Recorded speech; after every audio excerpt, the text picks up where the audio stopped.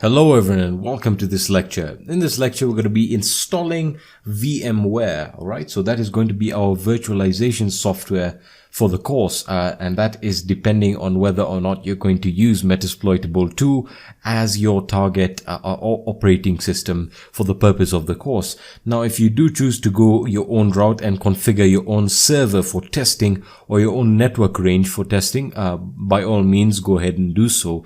But if you're a beginner, I would really recommend that you go ahead and follow what I do and use a vulnerable operating system, an operating system that is designed to be vulnerable, which is the Metasploitable 2, and you can learn a lot about targets and how to scan for specific vulnerabilities or how to scan for ports, and there's a lot that we're going to be covering.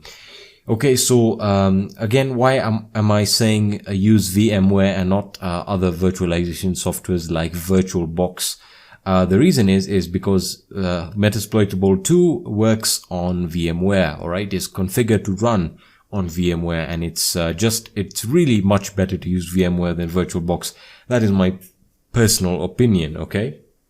So if you're using Windows or Linux, then you can just go directly to the VMwarePage.com, which is www.vmware.com.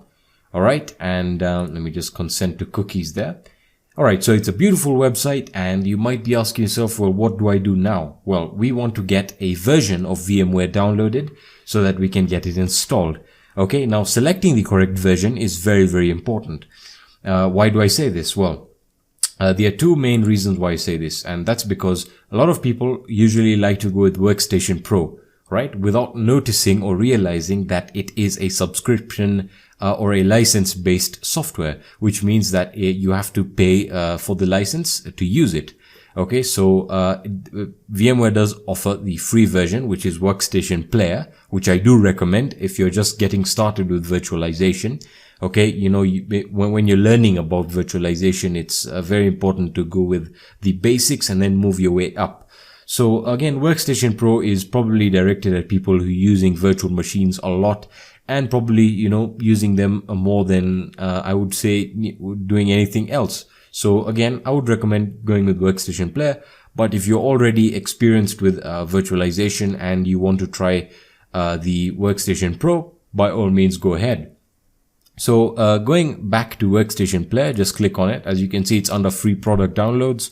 You'll be able to use it as long as you want without any issues. Alright, so once we clicked on it, and it'll take you to this download page, and the download page is going to offer you a few options. So you have your download for your Windows 64-bit operating systems, and your you have your Workstation Player for Linux, so you can go ahead and download that. The links are here, and it's about 90.6 megabytes and 100 for Linux.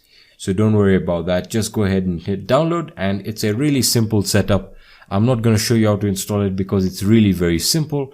And once you have it installed, we'll move on to the next lecture where we'll be downloading and installing Metasploitable 2, which is the most important part. Alright, so I'll be seeing you in the next lecture.